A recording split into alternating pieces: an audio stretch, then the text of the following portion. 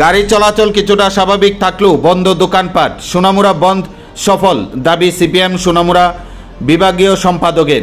রবিবার বিকেল 5:30 এমনটাই দাবি করেন সিপিএম নেতৃত্বরা। জানা যায়, দক্ষিণ ত্রিপুরা জেলা পঞ্চায়েত নির্বাচনে বাম প্রার্থী বাদল শীলকে শুক্রবার দুষ্কৃতিকারীরা দা দিয়ে এলোপাতাড়ি কুপিয়ে রক্তাক্ত করে। পরবর্তী সময়ে শনিবার দুপুরে চিকিৎসাধীন অবস্থায় জীবিত মৃত্যু হয় বাম প্রার্থী বাদল শীলের। অভিযুক্তদের দ্রুত গ্রেপ্তারের দাবিতে 12 ঘন্টার বন্ধ রেখেছেন সিপিএম রাজ্য কমিটি। সোনামুড়া মহকুমার সমস্ত জনগণ সিপিএমের ডাকা সে বন্ধকে সমর্থন করেছেন বলে দাবি করেন সোনামুড়া সিপিএম বিভাগীয় সম্পাদক কমরেড রতন সাহা সহ সিপিআইএমের নেতৃত্বরা।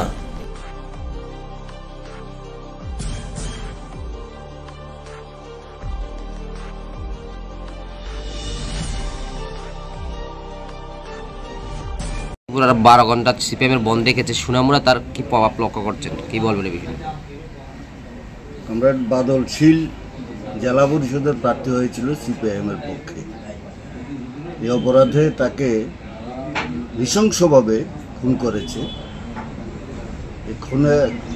খুন করেছে 13 তারিখে, 14 তারিখে, 12 তারিখে খুন করেছে। 13 তারিখে সে 2:30 নাগাদ মারা গেছে।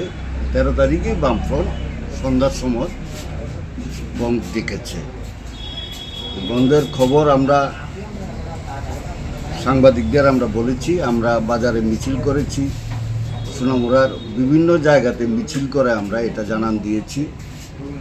অনেক রাত্রে হয়ে যাওয়াতে সোনামুড়াতে একটু আমরা প্রচার করেছি। সেইভাবে প্রচারটা আমরা নিয়ে যেতে পারিনি, কিন্তু এটা এমনভাবে খবরটা মানুষের মধ্যে ছড়িয়ে গেছে, আমরাও আশ্চর্য হয়ে গেছি। উইদাউট টিকিটিং সোনামুড়া সম্পূর্ণ বন্ধ, এমনকি বিভিন্ন জায়গার মধ্যে কাঠালিয়াতে সকালবেলা 9টা অবধি সব বন্ধ। এরপরে বিজেপির পক্ষ থেকে তাদের বাজার কমিটির সেক্রেটারি ওনাকে আনিয়েছে, বাজারে কিছু অটো আনিয়েছে এবং ওদের ধমক দিয়েছে যে তোমরা যদি আজকে অটো সার্ভিস না দাও, বন্ধের পক্ষে সমর্থন করো, তাহলে তোমাদের ভবিষ্যতে খারাপ হবে। ওদেরকে ধমক দিয়ে কিছু অটো চালিয়েছে, কিন্তু অটোতে যাত্রী নেই।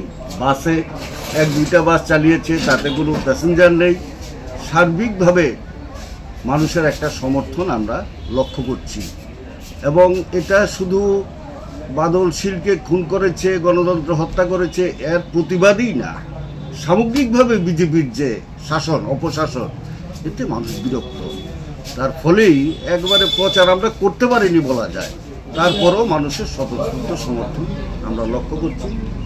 গোটা সোনামুড়ার মধ্যেই এই জাতীয় একটা সারা আমরা পেয়েছি। সোনামুড়া মহকুমা এলাকায় যে ব্লকগুলো রয়েছে সেগুলোতে আপনারা অভিযোগ করেছেন যে প্রার্থী দিতে পারছেন না, এমন বক্সনগরের বিভিন্ন অভিযোগ রয়েছে। আপনারা কবে নাগাদ প্রার্থী ঘোষণা করবেন, সবগুলো প্রার্থী দিবেন কিনা? আমাদের প্রার্থী রেডি আছে। আমরা যারা বিভিন্ন জায়গাতে ওরা পোস্ট করেছে, লোক বক্সনগর ব্লকের কমলনগর থেকে আরম্ভ করে বক্সনগর পর্যন্ত 3-4টা গেট ওরা করেছে।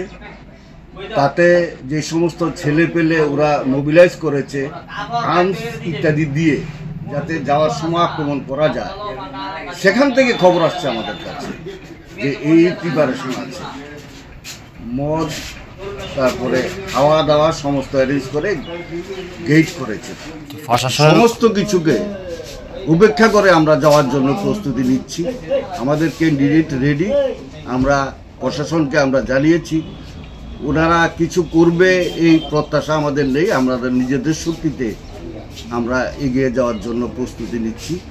আমরা আগামীকালকে আমরা মিটিং করব, মিটিং করে সিদ্ধান্ত করে আমরা বক্সনগর এবং নলছর আমরা ব্লকে যাওয়ার জন্য আমরা চেষ্টা করব আমাদের সমস্ত প্রার্থীদের নিয়ে।